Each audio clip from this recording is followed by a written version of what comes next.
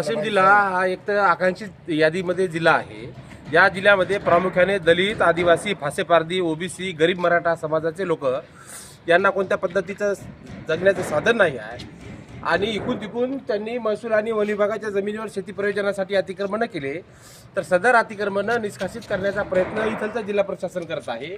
म्हणून तात्काळ एक तर राज्यामध्ये बहुमताचं सरकार आहे, सन्माननीय देवेंद्र फडणवीस त्या सरकारचं नेतृत्व करतात आणि गल्लीपासून दिल्लीपर्यंत बहुमताचं सरकार असताना केवळ वाशिम जिल्ह्यालाच पालकमंत्री नाही आहे। पालकमंत्री नसल्यामुळं सामान्य जनता आणि सरकार याबद्दलचा जो काही दुवा आहे, जो लोकाभिमुख पद्धतीचा दुवा आहे, जो जनताभिमुख पद्धतीचा दुवा आहे, तो दुवा म्हणजे पालकमंत्री पद असते आणि नेमकं या जिल्ह्याला पालकमंत्री नाही आहे।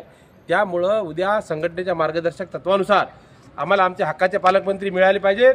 म्हणून छत्रपती शिवाजी महाराजांच्या पुतळ्यासमोर आमचे संघटनेचे जिल्हाध्यक्ष राजूभाऊ इंगोले यांच्या नेतृत्वामध्ये आम्ही पालकमंत्र्यांची तात्काळ इथे नियुक्ती करा अशा पद्धतीची मागणी राजे छत्रपती शिवाजी महाराजांच्या समोर आम्ही करणार आहे।